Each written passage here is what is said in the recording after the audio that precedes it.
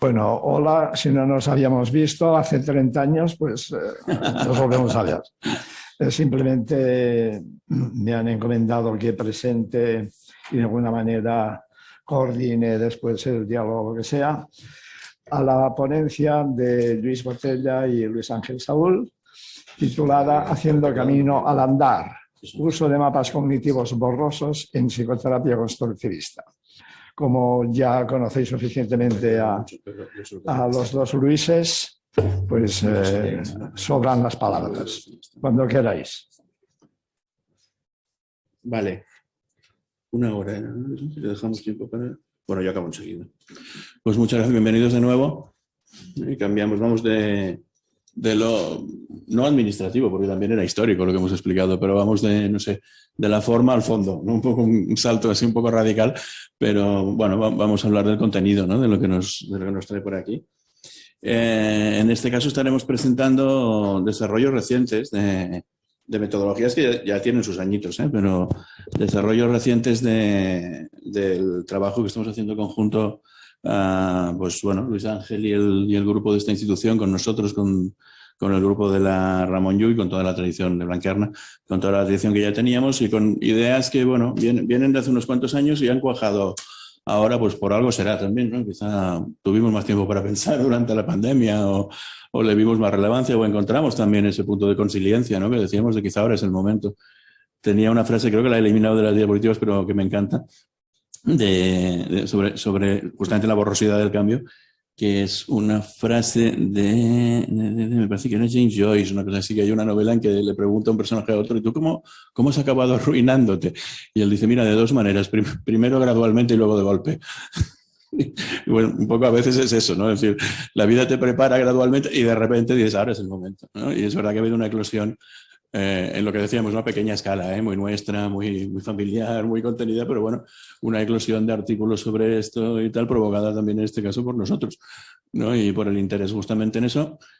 Yo esbozaré quizá más la parte no divulgativa, pero bueno, casi, ¿no? La más, si queréis, más estética, más conceptual de lo que estamos haciendo. Y a Luis Ángel le toca la parte dura de entrar en las matemáticas, ¿no? Que es lo que a veces la gente justo es lo que menos quiere oír, pero es que es la parte que tiene más, yo creo en este caso, de más gracia en cuanto al uso clínico, curiosamente. O sea, no lo veáis en absoluto como buah, y ahora el rollo de lo que hay detrás del programa, sino justamente que la dimensión clínica de uso en este caso es muy matemática. Lo digo porque también el inicio es muy cualitativo, al final es muy casi filosófico y al final va a parar a algo que tiene mucho mérito, que es una formulación matemática muy poco convencional, además, porque está basada en una matemática alternativa, que es justamente la de la lógica borrosa, ¿no? En lugar de lo clásico de estadística y de lógica más dicotómica. En ese sentido, yo creo que parte de lo que nos ha llevado, ¿no? al interés actual en esto, a la eclosión de cosas que pensábamos ya hace tiempo, es que entendemos, yo creo que eso lo compartimos seguramente todos los que estamos aquí, que cuanto menos artificioso sea la forma de enfocar tanto la terapia como la investigación en psicoterapia, mejor. Y os lo digo por el añadido matemático. Aquí al final intenta ser, lo son, de hecho, o sea, son modelos que básicamente están centrados en cómo piensa la gente. No nos engañemos, no es un artificio de vamos a forzar las cosas para llegar a extremos, ¿no? Que a veces son discutibles, ¿no? Con algunas técnicas. Sí, seguro que podemos hacer la integral triple de no sé qué y tal, pero aquí estamos llegando, ¿no? Y aquí es bajarlo en decir, oye, vamos a pensar. Y de ahí sale, por ejemplo, en su momento la lógica borrosa, de analizar el uso de variables matemáticas en el discurso, ¿no? De que no es sí o no, sino que estamos llenos, sobre todo en disciplinas que tienen mucho que ver con lo lingüístico y con lo humano, y también en muchas disciplinas de ingeniería o de matemática pura, pero que tiene mucho que ver con que no usamos el lenguaje de forma dicotómica, ni mucho menos, y en eso estaremos de acuerdo que es Kelly desde el principio, ¿no? Aunque Kelly no viera el origen de la lógica borrosa, pero es que conectan desde el principio, es decir, es que no pensamos en blanco y negro. A ver, llevado al extremo sí, o sea, hay gente que puede que piense en blanco y negro, pero incluso eso son un ejemplo de grados de gris, ¿no? Es decir, han olvidado los grados en medio de un fanático, por ejemplo, pero los grados existen. Eso es lo que nos lleva históricamente en este tiempo que ha pasado y que hace, ¿no?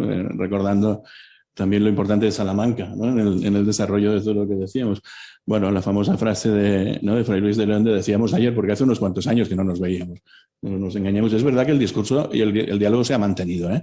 Pero todos juntos, pues bueno, me apetecía recordar ¿no? la historia de después de décadas de cautiverio y tal. Bueno, decíamos ayer, ¿no? A pesar de que parece más apócrifa de lo que la gente ha asumido, ¿eh? Pero al final es esto, ¿no? Volvemos a estar aquí, podemos volver a hablar de lo que nos interesaba. Estaremos hablando yo en mi parte más breve, más casi divulgativa, de puentes y mapas, ¿no? En el sentido que decía antes de tender puentes con... Hay una metáfora que utilizaba Bob Neymeyer hace años, hace tiempo que no se la veo utilizar, pero en las presentaciones sobre terapia decía que al final la terapia era tender un puente empático con el paciente, cruzar el puente y mapear el territorio, ¿no? Lo cual está muy bien y además es muy alternativo al modelo médico. No tiene nada de diagnóstico y tratamiento, sino bueno, conectamos... Entro, ¿no? Más o menos metafóricamente en tu sistema y en el mejor de los casos intento trazar un mapa que lo amplíe, ¿no? Y bueno, eso es lo que intentan literalmente las metodologías que hemos venido desarrollando en los últimos tiempos. Lo que pasa es que el mapa es un mapa lingüístico, pero no, al final no es un mapa necesariamente físico y bueno, y las variables lingüísticas son borrosas en el caso de cómo los utiliza un ser humano. Dicho esto, contribuciones, y lo veréis desarrollado al nivel de matemática estricta en la parte de Luis Ángel. Contribuciones a lo que estamos haciendo en este momento y a lo que os presentaremos desde la PCP. A ver, tanto autocaracterización como rejilla, ¿no? Van directamente y es fácil ver la conexión a que lo que parece haber detrás es una estructura justamente de mapa conceptual. Es decir, al final lo que analizamos en estos casos es cómo piensa la gente. Que sea en palabras o que sea en números es una anécdota, ¿no? Al final lo que queremos, y fijaros, todos los programas de análisis de rejilla al final van a parar, sea vía análisis factorial, sea como sea, al final van a parar a un mapa de significados.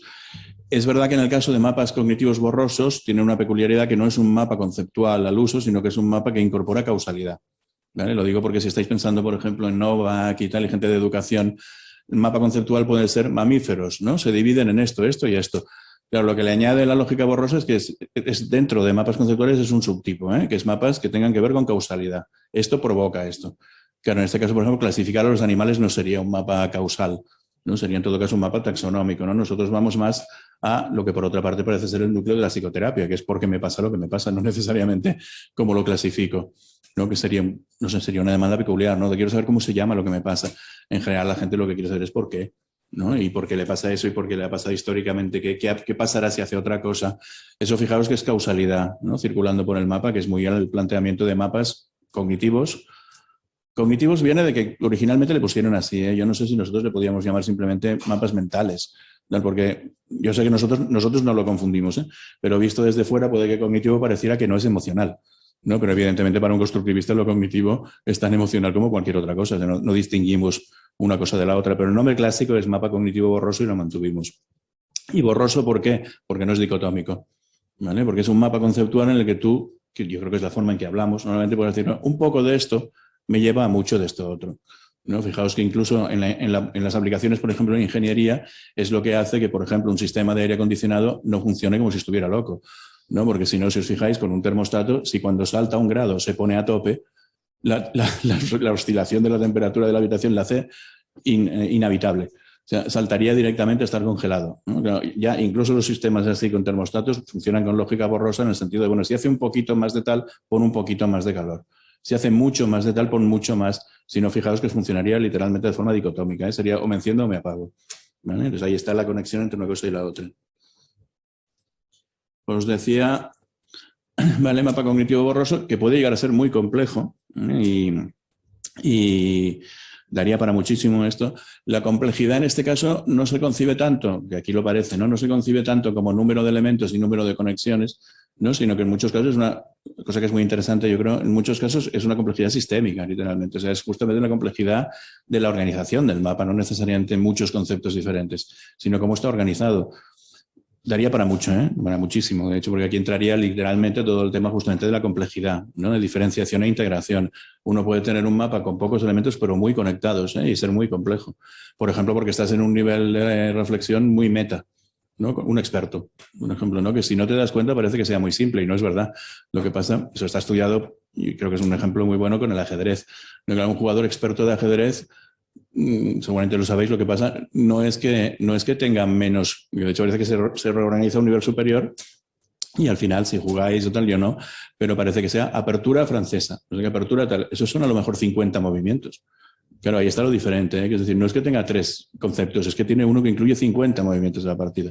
Igual que si sabéis mucho de un tema, seguramente estaréis de acuerdo. Es decir, no, cuando te digo esto, te digo 50 cosas, ¿no? Fijaos, por ejemplo, antes hablábamos de orientaciones teóricas, ¿no? Un estudiante de primero, ¿no? Que las confunde todas, tiene pocas y además desorganizadas, o vosotros, ¿no? Que seguramente lo que hacéis es organizarlas muchas, ¿no? Y cuando dices terapia narrativa dices 14 autores diferentes. Y cuando dices sistémica, si te fuerzan podrías dividirlo en 5 o 6, cada una de las cuales tiene, o sea, la organización es lo complejo, no el número. ¿Vale? ¿Y qué es lo que es borroso? Pues que, bueno, seguramente estaríamos de acuerdo que, bueno, muy narrativo es tal, un poquito narrativo es tal otro, ¿no? Que también es un poquito sistémico. Ahí es donde se nota la borrosidad. Borrosidad es verdad que comporta una, sobre todo en castellano y en inglés, comporta una connotación que a veces es ligeramente confusa, que es justamente como de a veces la broma es muy directa, es decir, no tenéis las cosas claras. Es verdad que borroso en castellano parece lo contrario de claro, pero fijaos que en este contexto es lo contrario de dicotómico. Hay autores, por ejemplo, que dicen que sería mejor multivaluado, no en lugar de borroso, porque borroso arrastra como esta cosa desde fuera, decir, no, vaya lío, no, para nada, ¿eh? O sea, no es borrosa la teoría, es borroso el lenguaje, en el sentido de multivaluado, ¿vale? Aparentemente, no me enrollo, pero aparentemente viene el origen de lo de fuzzy logic y la traducción de borroso viene de que los primeros fanáticos de esto, a pesar de que el origen es bastante anglo-europeo, los primeros fanáticos y los que le vieron mucho uso y tal fueron los japoneses. Y fue, claro, sobre todo por la parte de ingeniería. Y fue en un momento en que estaba muy de moda, no sé si ahora aún es el caso, estaba muy de moda palabras inglesas que sonaran en japonés, entre los japoneses. Fuzzy es ideal. O sea, fuzzy suena en japonés inmediatamente, con lo cual lo de fuzzy logic les encantó. Como tal, y se quedaron con eso, que en inglés despierta sonrisas, también porque además en castellano no, pero fuzzy en inglés también significa como un peluche, afelpado, lo cual lo hace casi mono y todo, ¿eh? Como es una cosa entre borrosa y afelpada. Entonces, bueno, llamadlo si queréis multivaluado, ¿eh? Más cosas. Mapas borrosos y sistemas de constructos, ¿vale? Mapas cognitivos borrosos y sistemas de constructos, que aquí Luis Ángel os explicará la flecha, justamente que tela, todo lo que hay ahí. ¿Qué es lo que pretendemos? Y que es, claro, de hecho, este mapa está sacado ya de la aplicación que hemos desarrollado. ¿Qué pretendemos? Pasar no solo de rejilla, pero imaginaos, por ejemplo, de rejilla a mapa.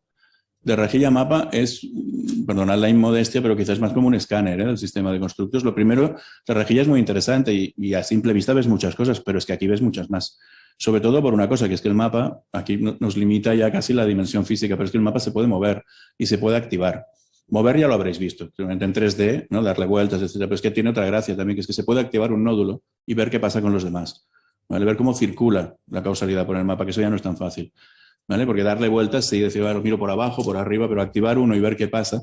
Imaginaos las flechas como tuberías, ¿eh? O sea, ver qué pasa si me vuelvo más egocéntrico. ¿Vale? ¿Qué pasaría con mi vida? Pues mira, que mi mujer, no sé qué, que entonces yo tal, que entonces yo tal. Eso, insisto, no me enrollo, pero abre la vía a todo un pensamiento sistémico bastante más sofisticado que el de los propios terapeutas familiares sistémicos, porque te abre la vía a concebir el sistema en el sentido prácticamente de ingeniería, ¿eh? O sea, a ver, al final, ¿no? Bueno, sí, escalada simétrica, complementaria de rígida, pero es que, claro, arquetipos sistémicos hay como 9, no solamente 2, y aquí se pueden ver en movimiento. ¿Vale? Entonces, pasar de una cosa a la otra, pero no solo de rejilla, porque al final si no sería muy esclavo.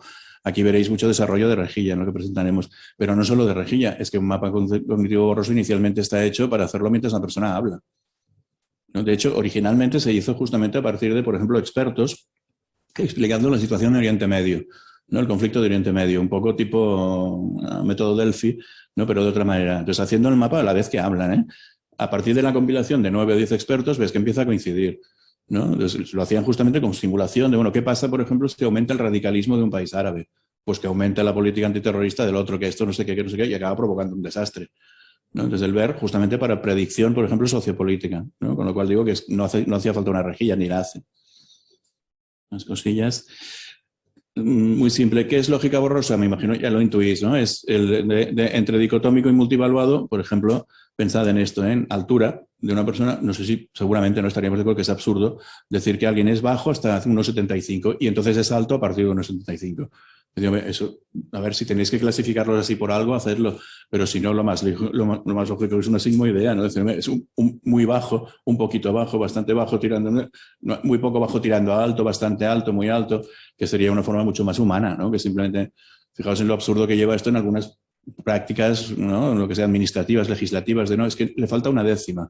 ¿Verdad? Pues esto es absurdo, ¿no? Una décima y estoy en el mismo grupo entonces que al que le faltan 5 puntos, ¿no? Para eso un examen, un tal, decir, hombre, sería, lo más lógico sería un poquito, bastante, tal, eso es lógica borrosa, ¿eh? Considerar que no es alto-bajo, lo que queráis es joven-viejo. Hay una muy clásica que es, por ejemplo, cuando una casa empieza a ser un palacio. Eso es muy borroso. No, es que si no sería bueno, si le añades una ventana más ya es un palacio, es decir, no es verdad. O sea, entre eso y lo otro hay una mansión, un pedazo mansión, un casoplón, ¿no? Igual de repente decir, ah, sí, ahora es un palacio, pero no podríais poner un límite. El creador es Lofty-Zadeh, que originalmente fue un matemático que se interesó justamente por el razonamiento matemático en la vida cotidiana, en el lenguaje, y curiosamente en su momento él creyó que tendría muchísimo éxito ese planteamiento entre sociólogos, psicólogos, gente más, politólogos, por ejemplo, y en cambio los que alucinaron con esto fueron los ingenieros, ¿no? Que vieron justamente la posibilidad, por ejemplo, de crear un sistema, bueno, los sistemas de enfoques de vuestros móviles o cámaras reflex y tal ya son así todos. O sea, esa capacidad, por ejemplo, de saber que hay un punto en que no, o sea, que si enfocas fijamente a una cosa, desenfocas todo lo demás, que tendrás que jugar con la profundidad de campo. Por ejemplo, si hay 3 caras separadas, seguramente quieres que las 3 estén enfocadas, como hace ahora un móvil, ¿no? Que te marca las 3, las lavadoras, ¿no? Funcionan con lógica borrosa de, bueno, a un poco de carga, un poco de suavizante, a un poco de tal, un poco de temperatura, no a lo bestia, ¿no? Porque si no, o quemas la ropa prácticamente o lavas solo con agua fría. O sea, a los ingenieros les gustó mucho ese planteamiento. Y solo últimamente, en politólogos, por ejemplo, no es habitual, o en sociólogos, porque lo usan mucho, por ejemplo, para derivar un mapa en cuanto a potenciar a una comunidad para discutir un tema delicado, ¿eh? Por ejemplo, la construcción de una determinada obra pública que se va a cargar un parque. ¿No? Es decir, bueno, ¿qué está en juego? Aquí, claro, no es tan sencillo, ¿eh?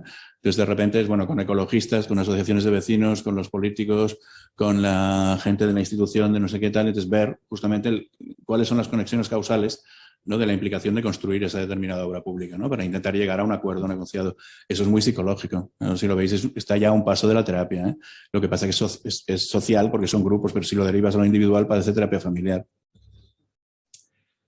Un conjunto borroso que es una clase de objetos, lo digo, la definición puede ser más o menos obtusa, pero es verdad que al final es como pensamos, ¿eh? Una clase de objetos con un continuo de grados de pertenencia, o sea, no blanco o negro, sino lo que decíamos, cuando alguien es simpático, pues es cuestión de un grado de pertenencia, habrá súper, un poco, fijaos que parece una rejilla ya, extremadamente, un poco, bastante, mucho, nada, ¿vale? Pero que no es blanco o negro, o sea, la función de pertenencia, y está la gracia, ¿no? Es lo que dice hasta qué punto perteneces al conjunto, con lo cual es una matemática diferente, ¿eh? De la clásica. Por ejemplo, ¿no? Fiebre alta. Imaginaos pensado que a lo mejor hay que hacerlo por una normativa legal, ¿eh? Decir, bueno, pues mira, a partir de 39 grados y fuera, si no, no ingresas. Pero claro, ya sabéis el drama que lleva eso. Decirme, tengo 38,9. ¿No? Es que estoy mal y no me ingresan. Fiebre alta dicotómica sería esto. Si lo que está dentro del conjunto es fiebre alta, lo demás no. Hombre, y 38,9. Y sobre todo 39 es igual que 42. Pues claro, con 42 prácticamente estás muerto. O sea, no es lo mismo 39, 40, 42, ingrésalo inmediatamente, pues se va a morir. ¿No? 39 igual sí que está cerca. Fijaos la comparación con si fuera borroso. ¿No? Que es, bueno, sí, 36 estaremos de acuerdo que está fuera, 37 semi, 38 empieza a ser ya un poquito preocupante, ¿no? 40 está dentro, ¿no? 39, 41, 42 es muy grave. O sea, es esa sensación más de, literalmente, de grados de gris, no de o blanco o negro. El creador de los mapas borrosos fue Barkowski, que él insistía mucho en una idea muy simple pero muy potente, que es que aprender implica cambiar, que supongo que en eso estaremos todos de acuerdo. Lo que pasa es que el mérito tiene que lo diga un matemático en este caso, que él decía que un sistema que aprende es un sistema que cambia, ¿no? Si no cambias no hay aprendizaje. Entonces, un mapa cognitivo borroso, la gracia que tiene es que cambia al ser utilizado. En el momento en que circula flujo de causalidad por él, los nódulos cambian, ¿no? Y ahí está la gracia, ¿no? No es exactamente una red neuronal, pero vamos, se parece bastante en el sentido de que es un sistema autoorganizado, lo cual abre la puerta, ya digo que no quiero enrollarme, pero abre la puerta a todo el pensamiento sistémico profundo y a toda la teoría del caos.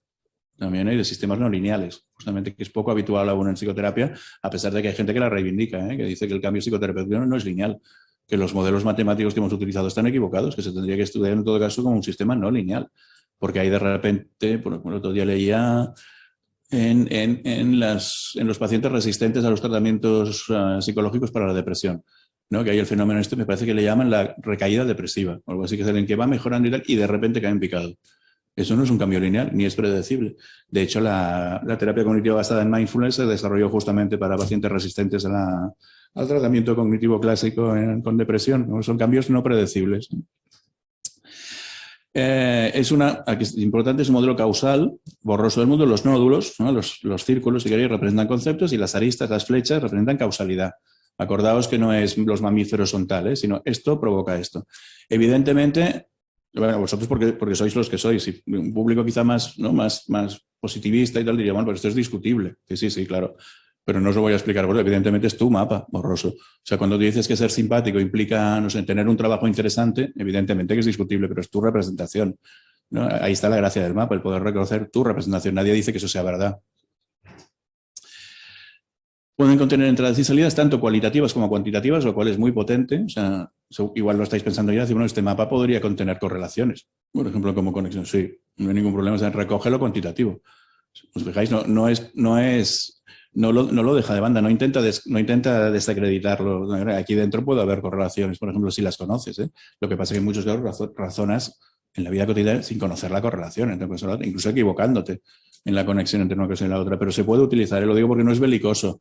Descartemos todo lo conocido, decir, no, ni mucho menos. Lo que pasa es que lo conocido es un subtipo justamente de la borrosidad. Se pueden utilizar para representar diferentes modelos mentales de cómo funciona el mundo, ¿no? En nuestro caso, psicoterapia, pero ya digo, se ha utilizado para el conflicto en el Oriente Medio.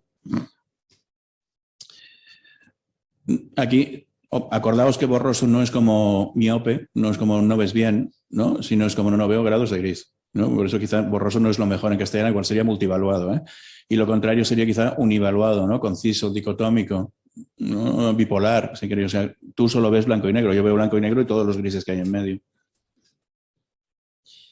Lo multivaluado que son los eventos, ¿vale? Porque puede ser más o menos, y las conexiones, las dos cosas, ¿eh? O sea, puede ser, si tú eres muy tal, entonces yo seré un poquito tal, ¿vale? Con lo cual pueden ser las dos cosas. Un ejemplo muy simple desde fuera de la clínica, ¿no? O incluso dentro, la ganancia, ¿no? El beneficio económico incrementa la motivación incrementa el rendimiento y el rendimiento incrementa la ganancia. Por ejemplo, si lo veis, insisto que no me enrollo, pero si lo veis es un caso sistémico clarísimo de feedback positivo. O sea, esto se va a disparar, ¿no? Si lo ponéis en marcha ya se ve claro que esto, si no lo para nadie, se va a disparar hasta un punto quizá incluso preocupante, ¿eh? O sea, alguien tendrá que limitar la ganancia de este sistema porque si no, parece un cáncer. Es decir, va a crecer sin control. Si no metéis un elemento externo de feedback negativo, se va a disparar solo, ¿no? Pero si lo veis es muy conectado, ¿eh? Vale, podemos pasarlo. Sistemas, exacto, las estructuras, lo digo más para ver cómo esto facilita el pensamiento sistémico en terapia individual incluso, ¿eh? Que quizás aquí está la gracia también, es decir, no es necesario terapia familiar. Es que dentro del sistema de constructos personales se dan dinámicas sistémicas igual. Ya está, esto... Sí, nada, 4 cosas de dinámica sistémica. Un proceso muy claro, ¿no? de refuerzo, si queréis, o feedback positivo. La intimidad fomenta el conocimiento, que fomenta la intimidad, lo mismo, ¿eh? Si nada lo detiene, irá en ascenso, lo cual puede llegar a ser preocupante. Y un ejemplo muy simple, me parece que había luego de negativo, y ya te paso la palabra, Luis Ángel. Sí, graficado también para que entendáis, como organizador avanzado, que entendáis la parte que presenta Luis Ángel, que esto graficado, o sea, en forma de mapa era lo anterior, y graficado en forma de eje de conducta en el tiempo del sistema, se ve que si elevas el valor de un concepto hacia arriba de todo, el otro lo sigue.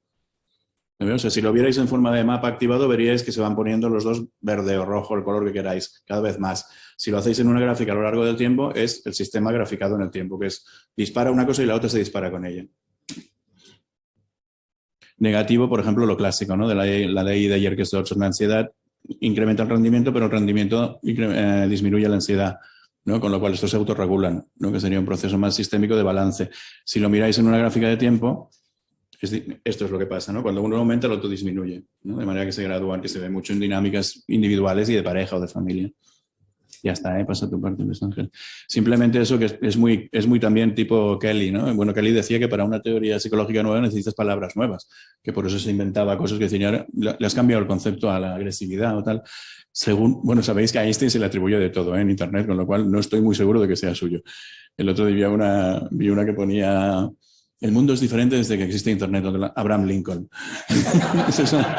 Está claro que ahí ha sido mal atribuida. Pero bueno, en este caso, puede que sí, que Einstein decía que no puedes usar un mapa antiguo para explorar un mundo nuevo, ¿no? Con lo cual, mucho de lo que estamos diciendo es una combinación de ambas cosas. Luis Ángel. Muchas gracias, Luis, y además por tu excelente presentación e introducción. voy a intentar aterrizar algo más concreto porque es cómo llevamos todo esto a algo que intenta generar un modelo matemático, ¿no? O sea, es una temeridad, pero si de algo estamos necesitados en psicología es justamente de dar cuenta de procesos psicológicos, ¿no? Estamos a años luz todavía de ser una ciencia que pueda tener detrás modelos que sustenten y que podamos, no solo con a mí me parece o opino de que, sino que podamos intentar tener una constatación que se acercará lo más o menos a la realidad o un poquito o tal, pero nuestra idea es ver cómo podemos ir acercándonos a través de este tipo de herramientas, ¿no? Entonces, claro, llevamos mucho tiempo en nuestro grupo de investigación explorando el mundo de significados de los sujetos. Y tenemos mucho hecho, o sea, desde Kelly, desde mediados del siglo pasado, con todo lo que es Kelly como ingeniero, ¿eh? La palabra ingeniero, aquí va a salir más veces esto, ¿no? Y cómo necesitamos la matemática y cómo necesitamos representar procesos de ese tipo. Cómo Kelly, a través de una técnica como fue la técnica de rejilla, fue capaz de explorar la red de significados del ser humano, ¿no? El sistema de constructos personales con el que daba sentido a su mundo, se construía a sí mismo, a su identidad, construía a los demás, construía el mundo con el que se relacionaba. Y teníamos todo un sistema de explorar esa estructura de ese mapa. Un discípulo de Kelly, Hinkle, en el año 1965, hace una tesis muy curiosa, muy pequeñita, no sé si son 70 páginas, no me acuerdo, una cosa así, ahí quedó una cosa sencilla, una tesis doctoral impresionante. Y lo que hacía Hinkle fue, desde ese sistema de la estructura de conexión de esos constructos, intentó explorar la red de atribución causal, de cuáles eran las conexiones de esos significados con cuál, ¿no? Eso ha quedado ahí muerto, pero claro, estamos en un momento muy interesante, es que podemos contar con la matemática, podemos contar con la ingeniería para jugar a no solo representar ese sistema y esa estructura, sino ir más allá y ver cómo funcionan esas dinámicas, ¿no? Como decía Luis, a través de las sistémicas del mundo de significados del sujeto. Bueno, lo que yo voy a intentar presentar es una aplicación ya que intenta aterrizar en el mundo de la matemática y en el mundo del software para generar esto, ¿no? Cómo podemos representar y generar modelos matemáticos y hacer representación de ese mapeado y de esas dinámicas. Y os presentaré luego pues también alguna aplicación concreta de esto, de lo que estamos haciendo, no solo lo que estamos desarrollando como un software que está abierto para que se pueda utilizar en investigación y que pueda servir como una herramienta de trabajo, sino algunas de las aplicaciones que empezamos a ver y en algunas en las que nos estamos centrando, pero son muchísimas. Bueno, quería presentaros antes de esto todo lo que hay detrás de contexto, ¿no? Detrás, aparte de la colaboración con lo que es el grupo de investigación de Luis en la Universidad Ramon Llull, desde la UNED llevamos ya un tiempo creando un grupo y empezando a generar una sinergia de trabajo de no quedarnos solo con la psicología, ¿no? Hemos empezado a generar un grupo donde estamos teniendo cada vez más contacto y estamos encantados con ello, con lo que es la ingeniería, el mundo de los ingenieros informáticos, los matemáticos, incluso los físicos, ¿no? Lo que es los modelos matemáticos que pueden ayudar a dar sentido a algo como pueden ser esta entidad difusa, ¿no? Que puede encajar muy bien dentro de la psicología, que los informáticos lo han hecho muy bien desde hace tiempo y que nosotros, que sería un entorno de mucha ayuda para explicar mucho proceso psicológico, lo hemos dejado ahí. Entonces necesitamos estar con ellos y colaborar con ellos. Sí quería presentaros, ¿no?, este grupo de investigación constructivista para que, bueno, para eso os pido que, si tenéis curiosidad, que visitéis nuestra web. Y desde ahí, bueno, podéis, a ver si funciona esto un poquito. Vale, tenemos aquí los colaboradores, tenemos un poco lento.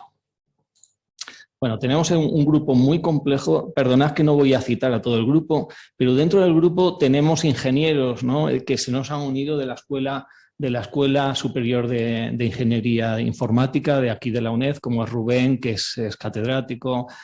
Alejandro es psicólogo, pero él es un enamorado de las matemáticas y de la programación. Él es el que ha hecho todo el desarrollo alfa de toda la versión que os voy a presentar del software. Bueno, Adrián es profesor de aquí, Javier es más matemático. José Antonio es ingeniero en comunicaciones. Bueno, nuestra Marta, que es clínica, ¿no?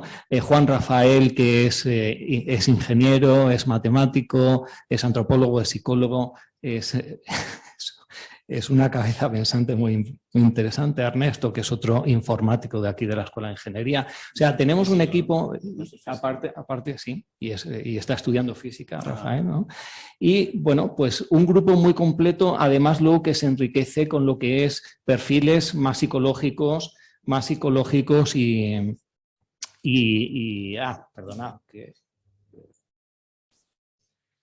psicológico y clínicos, ¿no? Bueno, contamos con colaboradores como toda la colaboración que tenemos con Luis Botella, que estamos intentando sacar, y estamos haciendo un trabajo muy interesante de colaboración y de sinergias con Jesús García, que lo habéis visto aquí atrás. Marc Germán, creador también de un software específico de código abierto, nuestras compañeras mexicanas, chilenos, etcétera. Bueno, desde aquí podéis acceder a lo que son, bueno, qué es JICUNED, qué hacemos, cuáles son algunos de los proyectos financiados que tenemos, y podéis acceder, pues, trabajos, de los últimos trabajos que estamos haciendo, publicaciones muy recientes como de hace 2 semanas, vídeos un poco explicativos de cómo funcionan estos mapas o cómo explicamos todo lo que es la matematización que hay debajo, etcétera, etcétera. Tenéis ahí mucha información, igual que en redes sociales tenéis el Facebook o algo más que, pues bueno, como grupo que tenemos ahí como apoyo, ¿no? Publicaciones, Luis Ángel, que hay varias en la revista de psicoterapia, que lo mencionaba antes Luis Ángel, que la tenéis por aquí si queréis. Bueno, estas son algunas de las reuniones que estamos haciendo o que hacemos con todo este tiempo. Pues hemos trabajado mucho con las sesiones virtuales y, bueno, sesiones que hemos tenido que hacer, muchas de ellas sábados por las mañanas o domingos por las mañanas a horas introspectivas y demás, que es cuando tenemos tiempo, pero también una locura, ¿no? Y bueno, pues cómo trabajamos, cómo los medios de colaboración virtual nos están llevando pues a todo, ¿no? A compartir pizarras, gráficas, etcétera. O bueno, cómo volvemos otra vez a reuniones presenciales y donde los ingenieros y los desarrollos hace falta también a veces estar ahí y ese componente humano ayuda mucho, ¿no? Bueno, vamos a ir a la parte un poquito más dura. No sería yo el más adecuado, ¿no? Porque mis matemáticas no es que sean lo más potente, ni mucho menos. Pero, bueno, vamos a ver cómo explicamos un poquito cuál es el modelado matemático para la representación y simulación de dinámicas de cambio psicológico, ¿no? Con todo lo que ello implica y con todo lo que tiene un poco de atrevimiento, pero entendedlo así, ¿no? Que es un atrevimiento que entendemos como necesario. Y además todo lo que presentamos es siempre un trabajo en abierto, ¿eh? Todo lo que vamos a presentar, el software, por ejemplo, es de código abierto, donde está disponible a cualquier investigador que vea las tripas de todo lo que hay demás y que sea siempre como una herramienta de colaboración para seguir avanzando, ¿no? Bueno, partimos de ¿cómo hacemos el modelado? Pues decía Luis, ¿no?, que un mapa cognitivo borroso puede salir de una cosa tan sencilla como es ir generando nodos en la conversación con una persona. Nosotros hemos ido primero a lo más salvaje, que es vamos a ir a modelos matemáticos desde herramientas que tenemos ya y utilizamos, y vamos desde toda esa matemática que teníamos, por ejemplo, lo que es la representación de las estructuras cognitivas de significados, vamos a ir darle dinámica, ¿no? Entonces, partimos de dos herramientas, como os decía, la de Kelly de 1955, la técnica de rejilla o la rejilla de implicaciones, que Hinckle lo que hacía era intentar explorar cuál era la implicación que tenía cada constructo con otro, ¿no? Cuál era la atribución que daba el sujeto de este constructo tiene esta implicación causal, de atribución causal sobre el otro. Bueno, a partir de ahí lo que se trabaja es con vectores y con no os voy a enrollar con todo lo que es el tema matemático que hay debajo. Tenemos las publicaciones en abierto, y cualquiera que esté más interesado en el componente matemático pues no tiene más que venir y quedarse también en las reuniones, o le invitamos a estar en las reuniones que tenemos, ¿no? Más de estas, de lo que hay detrás. Lo que intentamos es representar gráficamente lo que son esas estructuras o esas dinámicas a través de vectores, ¿no? Cómo se convierten en vectores y matrices, y cómo esas matrices nos pueden dar sentido a explorar dinámicas de movimiento, ¿no? Una vez que tenemos la estructura y una vez que tenemos la conexión de atribución causal de cada significado con el otro, podemos empezar a darle movimiento, decirle, venga, ¿y qué pasa ahora si activo esto? ¿Vale? Con el valor que tiene clínico, primero, de aproximación de generación de un mapa, ¿vale?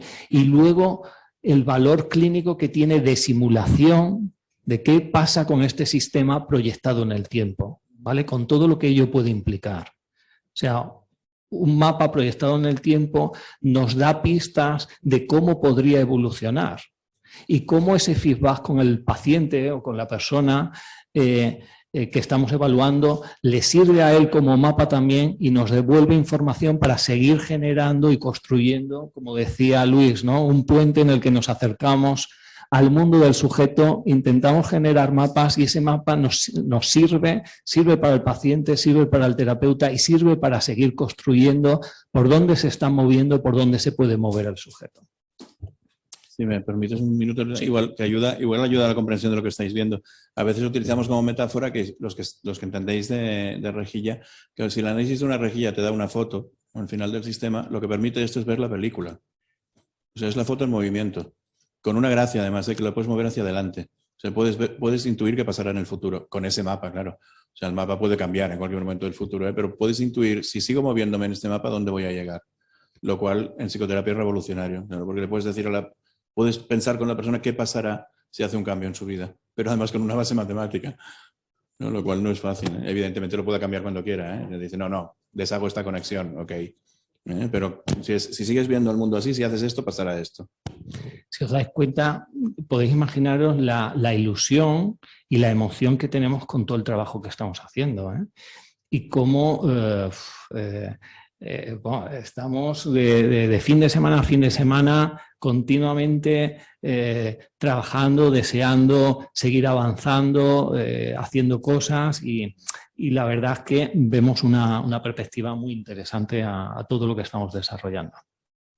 Bueno, ¿cuál es el software que es Grid FCM? Grid es rejilla en inglés, y FCM sería FASI, Cognitive Map, ¿no? Mapas cognitivos borrosos a través de rejilla. Es un paquete de R, ¿vale?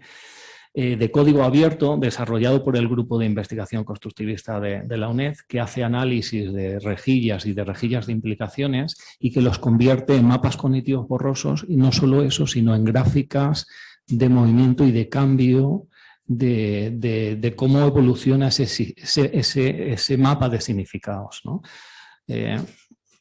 No os voy a contar más, Luis ya os ha sobre lo que es un mapa cognitivo borroso, pero muy interesante es cómo hemos ido convirtiendo lo que teníamos de trabajo en rejillas, cómo lo convertimos en lo que son esos nodos y esos vértices o aristas con las que se relacionan los mapas cognitivos borrosos. Nosotros lo que utilizamos como nodos son los constructos personales del individuo, identificados a través de la exploración del repertorio de significados personales que utiliza esa persona, y cómo los representamos a través, en este caso, de pelotillas, ¿vale? Pero cómo esas pelotillas, a través de sus dimensiones, de sus colores y demás, nos da información sobre cómo está definido, ¿no? Y cómo hay constructos donde el sujeto se siente a gusto, ¿no? Esos constructos en color verde, constructos congruentes, constructos donde el sujeto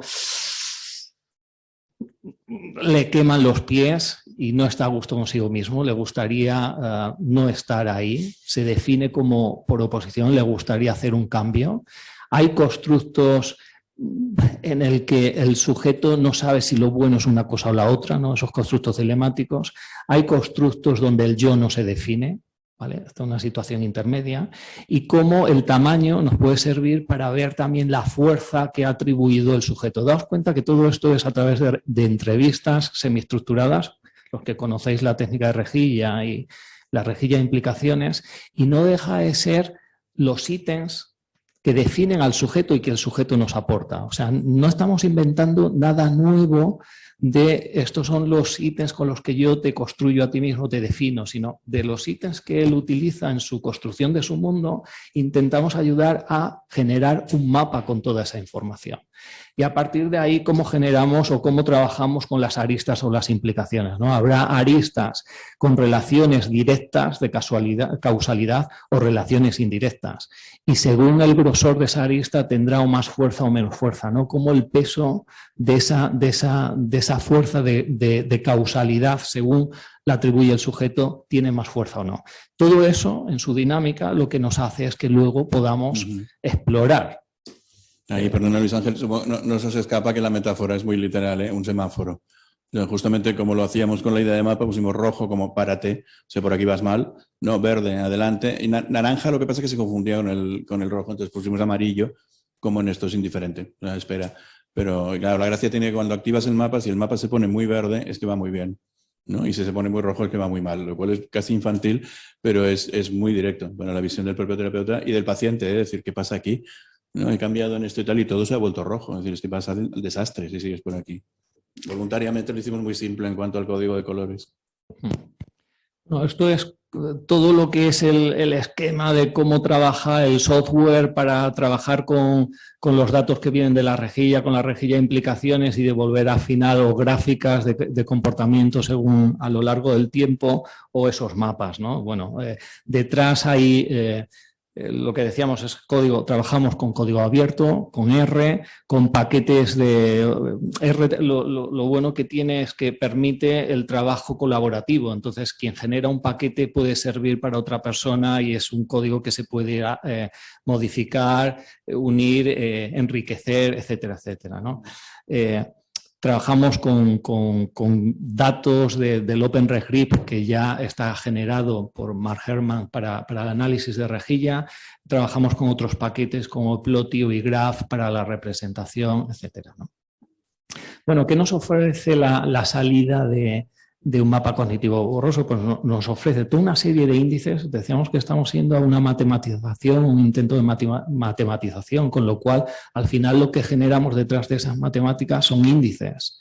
Y son índices, bueno, para intentar ayudar. ¿Y qué sentido puede tener o cómo lo recogemos? Tenemos índices de densidad, de centralidad, de esfuerzo, de evolución del cambio y todo lo que nos queda por delante, ¿no? En la comunicación ahora con matemáticos o ingenieros, lo que nos queda ahora empieza lo bueno. O sea, estamos ahora en que lo que viene por delante es muchísimo más de lo que hemos generado hasta ahora, ¿no? Y las salidas de gráficos de cómo se presenta ese mapa en torno a cómo define el yo, el sujeto, cómo define el ideal, cuáles son las dinámicas de evolución de ese cambio, ¿no? Como podéis ver ahí. Voy a presentar una salida de lo que es, a ver, perdonad. Esto es una salida del programa que tenemos ahora, la salida de datos, una vez que le metemos la rejilla y la rejilla de implicaciones, una salida de cómo lo representa, ¿no? Esta sería una rejilla de un sujeto, ¿vale? Que se define como una persona muy cagaprisas y le gustaría estar más en el control de sus angustias, por ejemplo, ¿veis?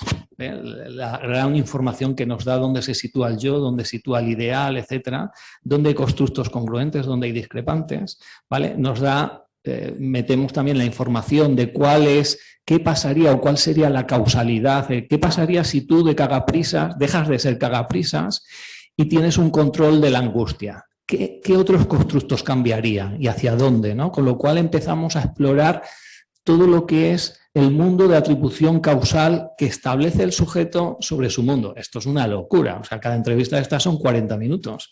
Pero con el software que tenemos y las entrevistas que estamos haciendo automatizadas, el año pasado hicimos 2000 en un mes y pico. Este año tenemos 1000 participantes y todo lo hacemos a través de entrevistas automatizadas, como el R nos sirve para gestionar esos datos, cómo esos datos los pasamos al software, cómo el software trabaja él solo. Si él tiene que hacer este informe, ¿vale? Para hacer 2000 informes puede tardarse 12 horas. Bueno, ya tenemos un ordenador un poquito más potente que lo hacen 2 o 3, pero que trabaje el ordenador, ¿no? Fijaos, perdona Luis Ángel, cuando os decía que es radicalmente diferente en la matemática clásica, en este caso la estadística, que fijaos, para los que tenéis más mentalidad matemática, esto no es una correlación. Claro, con lo cual aquí sí que se puede ver causalidad, que sabéis que en rejilla y tal lo clásico es el cómo se saca causalidad de correlación entre constructos. Aquí ya preguntas si cambia esto, ¿qué cambiará de lo demás?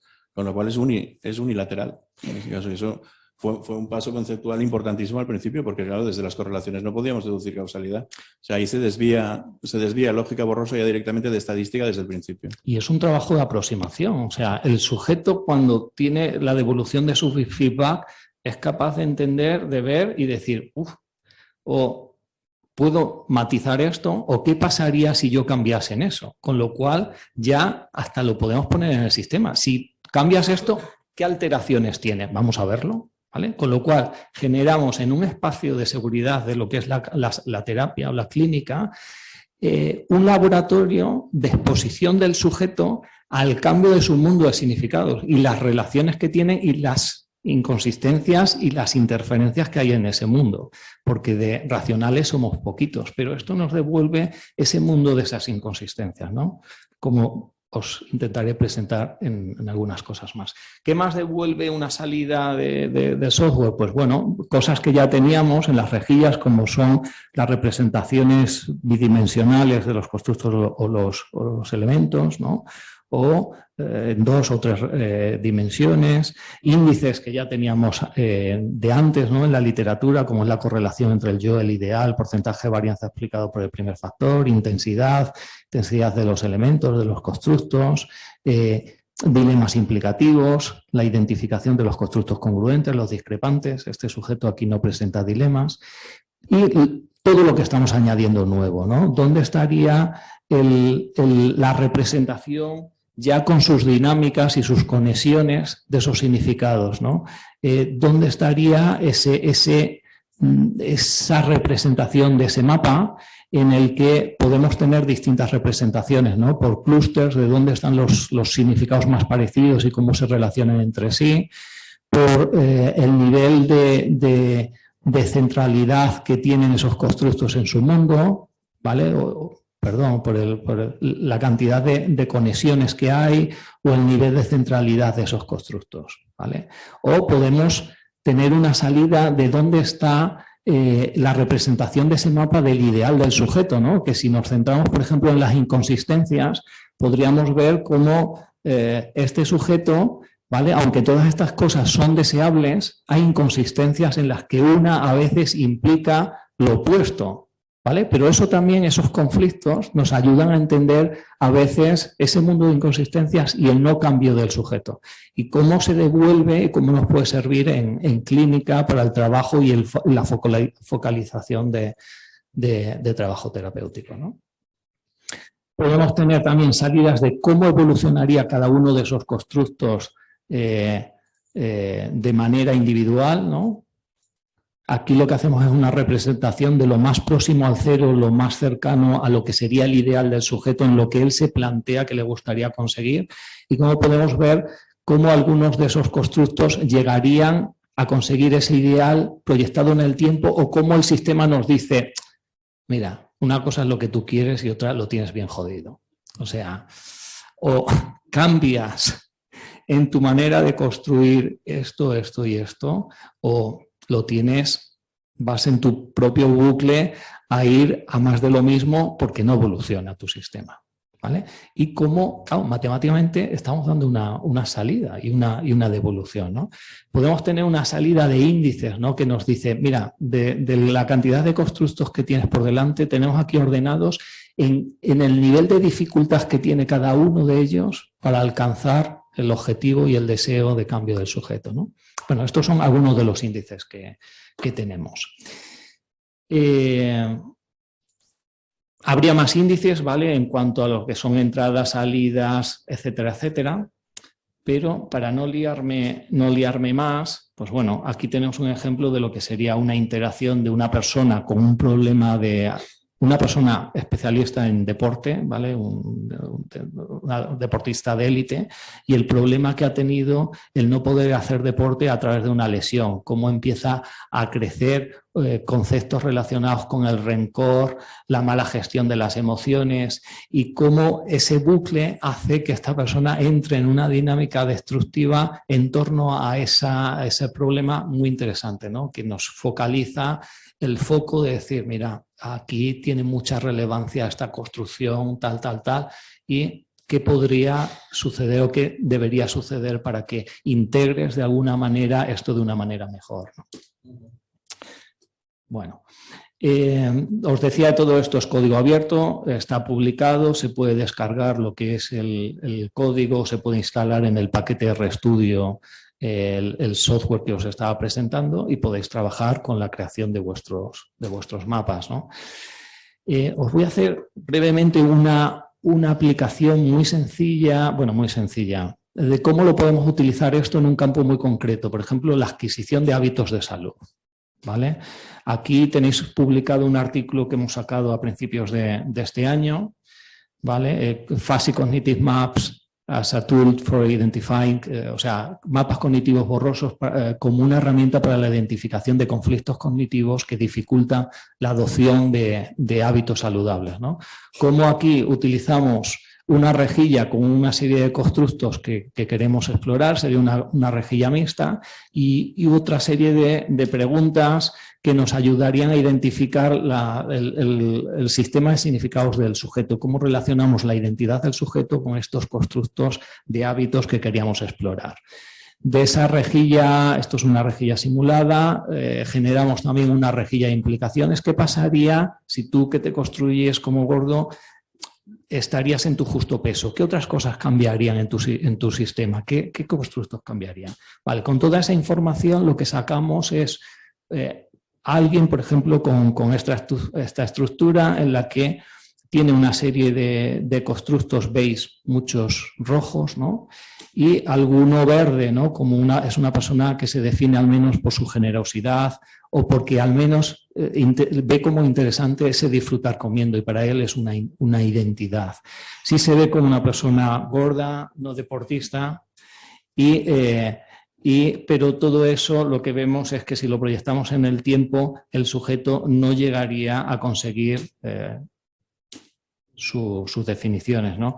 Podemos hacer simulaciones. ¿Qué pasaría si solo cambiásemos alguna atribución? Por ejemplo, si realmente vamos a ver que si tú fueses deportista o tuvieses una alimentación sana. Si no cambia el resto del sistema, lo que podemos ver es cómo el sistema en un primer momento es positivo, pero que a la larga no va a ningún sitio, ¿no? Con lo cual podemos estudiar las inconsistencias y desde aquí vemos cómo esta persona, justamente el tener un control de la alimentación se relaciona negativa con lo que desea, ¿no? Disfrutar comiendo. Tener una vida saludable se relaciona negativamente con eso, con disfrutar comiendo. Tener una alimentación sana es justamente lo opuesto, ¿vale? Con lo cual generamos un foco de intervención donde podemos tener un feedback muy exacto, de decir, vamos a trabajar esto de alguna manera, ¿no? O con conciencia plena o con lo que vosotros queráis. Si lo trabajamos y se modifican esas conexiones, vemos que el sistema fluye. Bueno, pues esto ya es una ayuda. No me daría tiempo a tener ejemplos de cómo utilizamos esto en formulación de casos clínicos, ¿no? Acabamos de publicar un artículo hace 18 días hoy en la revista de psicoterapia, ¿vale? Sobre cómo utilizamos los mapas en la formulación de caso clínico, con lo cual tenéis ahí toda esa información. Y de líneas futuras, pues bueno, podemos ver muchas cosas, ¿no? Esto ya es lo último de hacia dónde queremos ir, ¿no? Cómo podemos, en esta idea de código abierto, ¿no? Poder generar un laboratorio de cambio psicológico de acceso abierto donde los investigadores o los clínicos puedan trabajar con la simulación de la generación de ese tipo de mapas y desde dos perspectivas muy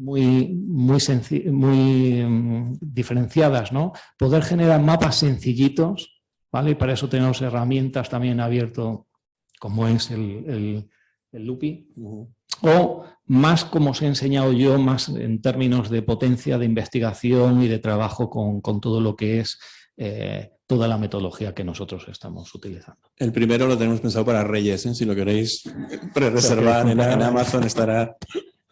Ahora con el Black Friday habrá descuentos. Eso mismo.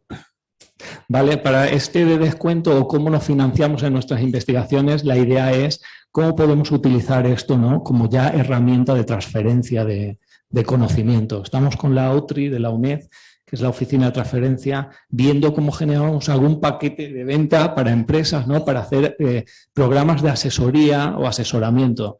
Sí estamos demostrando que con toda la habilidad que tenemos en el manejo de todo el software que estamos haciendo, podemos hacer miles de entrevistas, podemos hacer análisis muy complejos, muy potentes y podemos hacer devoluciones muy interesantes con feedback y informes individualizados como el que os he sacado, que puede servir tanto para el sanitario, el clínico que acompaña a alguien, como para un sujeto a través de mapas más sencillos, ¿no?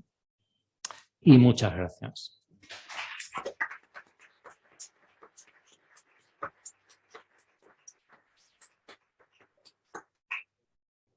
No sé cómo estamos de tiempo, Marta. Decíais que el...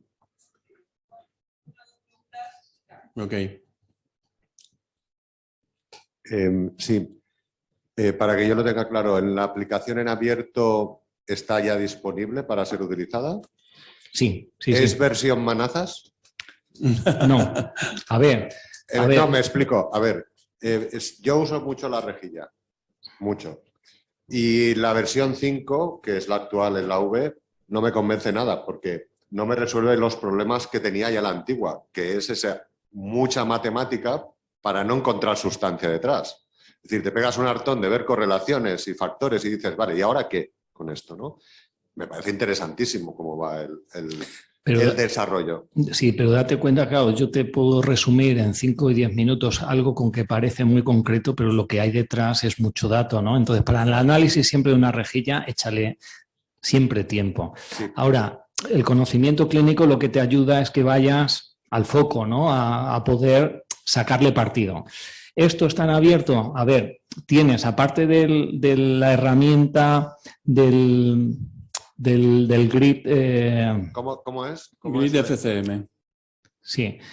Ahora, pues, hay software también en R, que será el OpenResGrid, que nosotros lo utilizamos como base para hacer este trabajo, ¿no? Del grid FCM. Esto lo podéis descargar desde Zenodo o en RStudio, ¿vale? En RStudio lo que tú tienes es un entorno donde puedes cargar paquetes que están en abierto y están volcados ahí, ¿no? Entonces, estas serían las instrucciones de instalación de esa librería específica que sería el grid FCM. Hay que conocer un poquito de R, pero las salidas que habéis visto ya son un poquito más para gente que detrás no hay un conocimiento matemático, pero sí el acercamiento a ese tipo de software. Sí, estaba pensando, para manazas en cuanto a romper algo, no. O sea, no puedes fastidiar nada.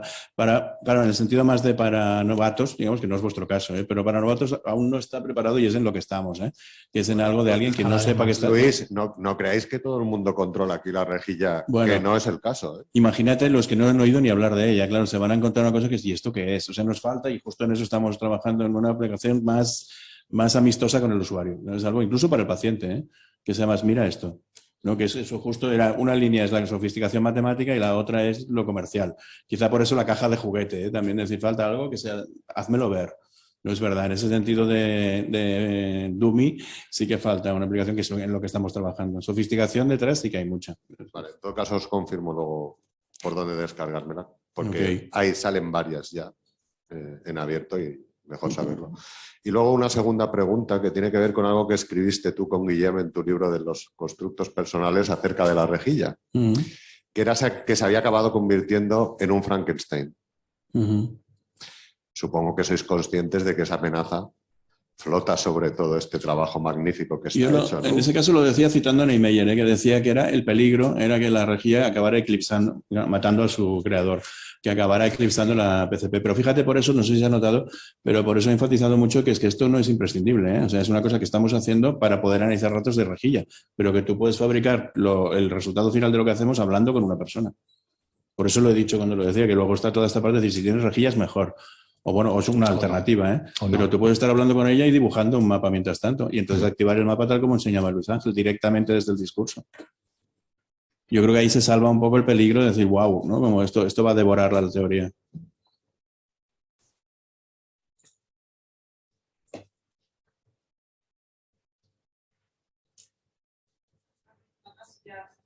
Ok. Los psicólogos sabemos que las personas al hablar de nosotros mismos tendemos a tergiversar los datos en varios sentidos. Por ejemplo, el tema de la deseabilidad social o hay grupos de investigación que tratan sobre cómo una persona tergiversa su relato personal para hacerlo coherente. Entonces, en estas herramientas tan potentes matemáticas, me pregunto si son capaces de detectar incoherencias no ya en el mapa mental del individuo, sino en los datos que nos ha suministrado, o bien se puede poner un filtro inicial para no trabajar con datos contaminados. Muy buena. Claro, wow. Aquí tendríamos que empezar por la epistemología constructivista, ¿no? Claro, mira, sinceramente te diría que es una metodología que se deja engañar, ¿no? Voluntariamente. Además, si recordáis, el primer principio de Kelly era, si quieres saber qué le pasa a una persona, pregúntaselo. Entonces, no. Literalmente no. Se podría forzar para detectar incoherencias, pero no es la intención de la epistemología constructivista. Si tú me dices una cosa, yo me la creo. Si luego tú me dices que me has engañado, tendremos que ver por qué. Pero acordaos de la diferencia entre verdad histórica y verdad narrativa. Claro, el constructivismo trabaja con la verdad narrativa. Entonces, es ingenua voluntariamente, ¿no? Sabemos que puedes estar vendiendo una película, pero es muy interesante, ¿no? El por qué lo haces. Entonces, voluntariamente está hecha así. Para usarlo, digamos, como detector de mentiras, se tendría que forzar un poco a decir, incluso tendría que haber una correlación con un acontecimiento externo que de dónde lo sacas, ¿no? Por eso vas a la epistemología. Es decir, ¿cómo sé yo si tu perro murió o no? ¿No? Y aquí lo dices como un acontecimiento vital en tu vida. Es verdad que no es la intención. Sí. Ahora, sí hay una cosa muy interesante que es en esa exploración, en esa devolución que da el sujeto de quién es él y en esa narrativa que intenta contar, claro, la graficación que nosotros presentamos explora y saca también el mundo de inconsistencias incluso de ese sistema, ¿no? Por muy bonito que yo lo quiera hacer pintar, no somos seres racionales como tal. Entonces, esto es lo que tú tienes y con esto es lo que con lo que trabajamos. Y desde ahí tú te darás cuenta de qué funciona y qué no funciona, ¿no? O yo te ayudaré en ese camino. Sí, lo que pasa es que es una inconsistencia interna, ¿eh? No es una referencia a la realidad externa. Es, o sea, muy breve. El otro día una paciente me decía, porque ella iba con un aspecto externo muy llamativo de una tribu urbana y tal, y decía que ella así se sentía anónima. Claro, cuanto más va así, más la miran, ¿no? Con lo cual no entienden por qué si quiere ser anónima la miran tanto. Pero eso es una inconsistencia interna a nivel de conflicto cognitivo, pero no dice nada de la realidad externa, ¿eh? O sea, es verdad que no es, yo no sé si es verdad que la miran o no. Por ejemplo, puede que sea una sensación suya. En lo que dice Luis Ángel, totalmente de acuerdo. Y hay una inconsistencia interna importante, ¿eh? De cuanto más intento pasar disimulada, más llamo la atención. Eso sí. Muchas gracias a todos. A vosotros. Gracias.